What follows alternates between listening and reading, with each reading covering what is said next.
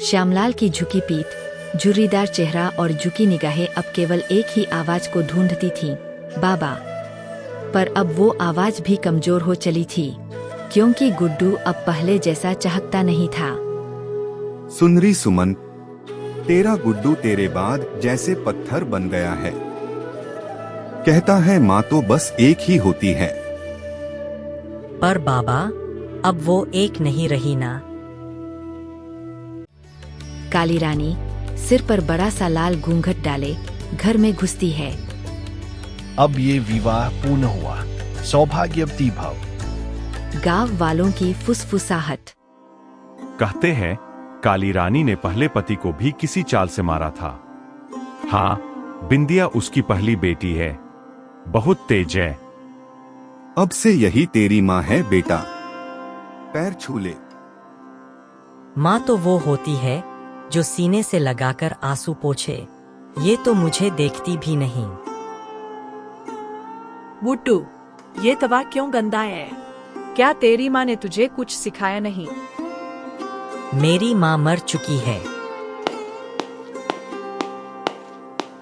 तो अब मैं हूँ, याद रन। और जब तक खाना नहीं बनेगा तब तक स्कूल नहीं जाएगा। काली बच्चा है, धीरे बोलो। तो क्या मैं इसकी वॉन्डी बनकर आई हूँ? मेरी बिंदिया को तो राजकुमारी बनाकर रखूंगी। रात का समय। गुड्डू अपनी माँ की पुरानी चुनरी को तकिए के नीचे रखकर रो रहा है। माँ, आज फिर बिना खाना खाए सो रहा हूँ। तेरी याद बहुत आती है। कोई मेरी बातें नहीं सुनता अब। उसकी आंखें बंद होती है और सपना आता है। बेटा, मजबूत बन।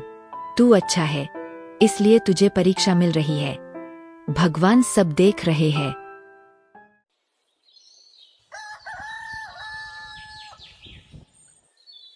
सुबह। काली रानी बिंदिया को नए कपड़े पहना रही है। गुड्डू पुराने फटे कपड़े पहनकर बाहर खड़ा है। देखो, गुड्डू बहुत शरारती हो गया है। खेत से पैसे गायब हुए हैं। ये जरूर इसकी करतूत है। मैंने कुछ नहीं किया बाबा, कसम से। श्यामलाल चुप फटी नजर से देखता है। उसे बेटे की सच्चाई पर शक नहीं है, पर वो बेजुबान हो गया है। गुड्डू चुपचाप स्कूल जाने को तैयार होता है, पर काली रानी किताबें छीन लेती है। तेरी पढ़ाई में क्या रखा है? खेत में काम कर, बिंदिया पाएगी। मैं माँ से वादा करके आया हूँ कि मैं स्कूल में पहला आऊंगा। अब यहाँ तेरी माँ मैं हूँ और मैं करती हूँ नहीं जाएगा। फिर भगवान की माँ बनकर वो सपना क्यों आता है मुझे रोज? श्यामलाल छुपकर सारा दृश्य देखता है। वो कांपते हुए मंदिर में जाता है और देवी के सामने सिर टेकता है। हे मैया, अब तेरे ही हाथ में है। सुमन के बेटे को बचा ले। सुबह की किरणें खेतों में उतर चुकी थीं, पर गुड्डू की आंखों में अब भी अंधेरा था। उसके मन में माँ की एक ही बात गूंज रही थी, सच्चा बेटा वही है जो दुरख में भी झुके नहीं। ये लड़का तो सिर्फ चल रहा है। आज से इसकी रोटियां भी बंद। देखती हूँ कैसे जिंदा रहता है। माँ, मेरे लिए चूरमा बनाना और उसके लिए सूखी रोटी भी मत देना। श्यामलाल चुप, दुखी। उसके हृदय में घुटन थी, लेकिन शब्द जैसे गले में अटक गए थे। गुड्डू अपने टूटे बैग को सीने से लगाए खेत के कोने में बैठा है। माँ, क्या मैं गलत हूँ? क्या सच में मैं बोझ बन गया हूँ? एक बकरी उसके पास आती है और उसकी रोटी को सूंघती है। गुड्डू अपनी रोटी बकरी को दे देता है। तू भी भूखी है ना? माँ कहती थी जो भूखे को खिलाए वो बड़ा होता है। गुड्डू गांव के बाहर बगिया की ओर जाता है। वहाँ एक बूढ़ी औरत बैठी मिलती है। दादी माँ। बेटा, कौन हो तुम? बहुत थके हो जैसे। मेरा नाम गुड्डू है, मेरी माँ मर चुकी है और जो माँ आई है वो माँ जैसी नहीं है। बेटा, माँ का प्यार जो छूट जाए वो जीवन भर खलता है, पर हिम्मत हारना पाप है। पर दादी माँ, अब कहाँ जाऊं? यही मेरी झोपड़ी है। जब तक चाहो रह सकते हो। काम करोगे तो खाना मिलेगा।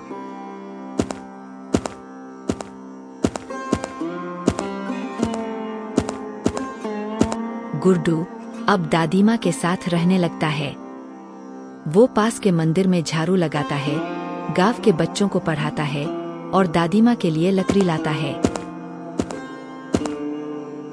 तू तो बहुत होशियार है बेटा। तुझमें माँ की ममता अब खुद उग रही।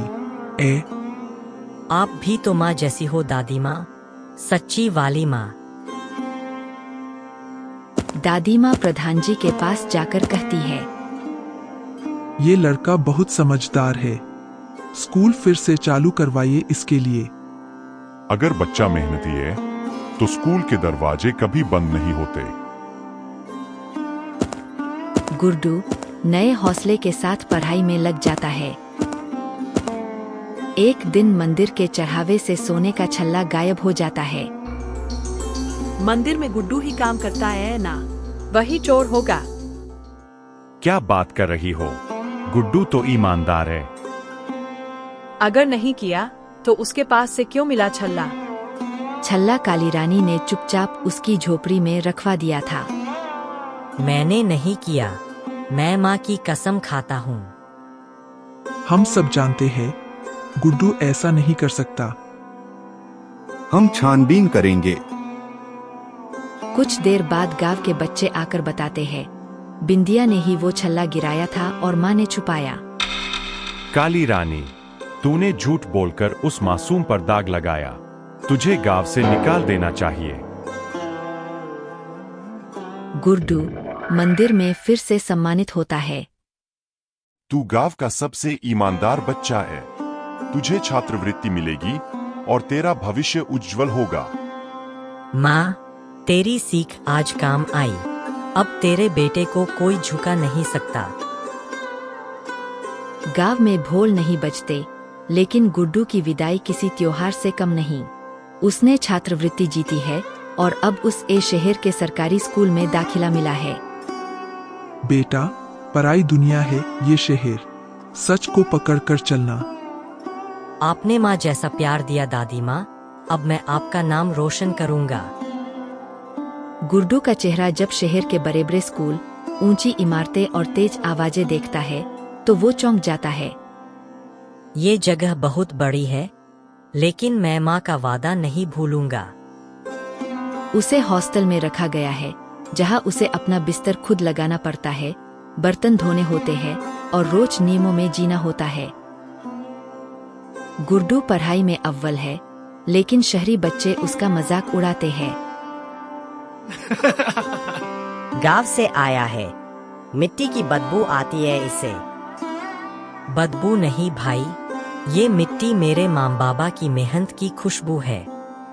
धीरे धीरे सब उसका सम्मान करने लगते हैं। कुछ साल बाद दादी माँ की तबीयत बिगड़ती है। वो चिट्ठी भेजती है, बेटा, तू बस मेहनत करता रह। मेरी आंखें तुझे आखिरी बार देखना चाहती है। गुड्डू हॉस्टल छोड़कर बिना छुट्टी लिए भागता है। गांव। गुड्डू जब गांव पहुंचता है, दादी माँ आखिरी सांसें गिन रही होती है।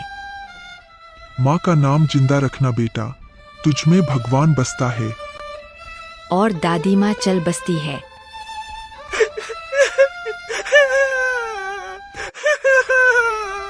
अब मैं और अकेला हो गया माँ, अब सिर्फ तेरी सीख का सहारा है।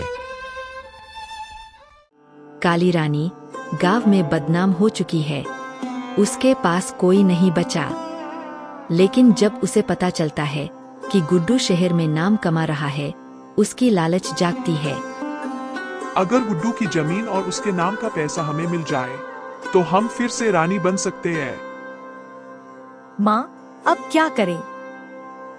हम झूठा वसीयतनामा बनाएंगे और कहेंगे कि गुड्डू अब हमारा बेटा नहीं रहा।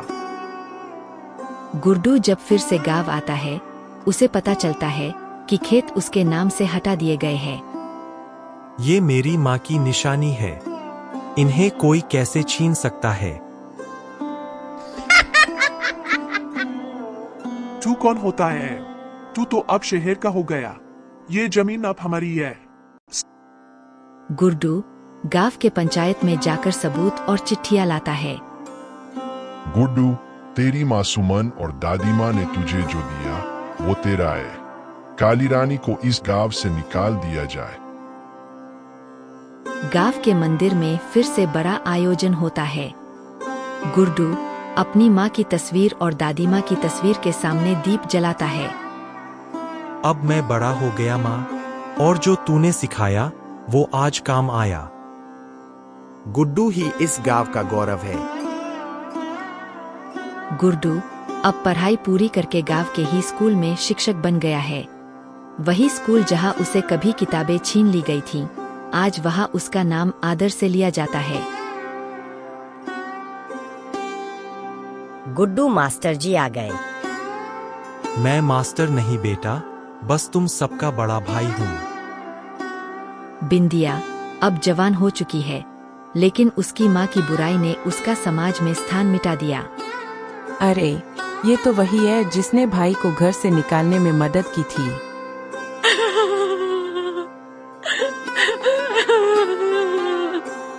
माँ ने तो कहा था सब ठीक हो जाएगा, लेकिन मैं अपनी गलती को कभी भूल नहीं सकती। वो धीरे धीरे गुड्डू के स्कूल में आया का काम करने लगती है, पर सामने जाने की हिम्मत नहीं कर पाती। काली रानी अब बूढ़ी और बीमार है, कोई उसे पूछने नहीं आता। मुझे मेरी करनी का फल मिल गया। सुमन, तू सही थी, और गुड्डू, तू तो भगवान निकला। एक दिन काली रानी बेहोश होकर मंदिर के पास गिर जाती है। गुड्डू को खबर मिलती है। कौन है? कौन गिरा? जब वो काली रानी को देखता है, आंखें फटी रह जाती है। माँ? अब वत कर बेटा, मैं उस नाम के लायक नहीं। अगर तूने मुझे माँ नहीं माना, तो मैंने तुझे भगवान का इम्तिहान माना, और मैं हार नहीं सकता माँ। गुड्डू काली रानी को अस्पताल ले जाता है। बिंदिया भी साथ जाती है। बेटा, तू जीत गया और मैं हार गई। तुझे दिल से माफी मांगती हूँ। जो माँ मांग ले वो माफ नहीं की जाती, उसकी सेवा की जाती है। काली रानी की आंखों से आंसू बहते हैं और वो शांति से चल बसती है। गुड्डू अब गांव के हर गरीब बच्चे को फ्री में पढ़ाता है। वो हर साल सुमन दादी स्मृति छात्रवृत्ति योजना के नाम से बच्चों को सम्मान देता है। माँ एक रिश्ता नहीं, वो आत्मा होती है। चाहे सौतेली हो या सगी, अगर माँ बन जाए तो भगवान बन जाती है। बिंदिया अब स्कूल की शिक्षिका बन चुकी है। वो गांव की बच्चियों को स्वाभिमान और सेवा का पाठ पढ़ाती है। अगर जीवन में कोई गलती हो जाए तो पछताओ मत, सुधर जाओ। यही माँ ने सिखाया और भाई ने माफ किया।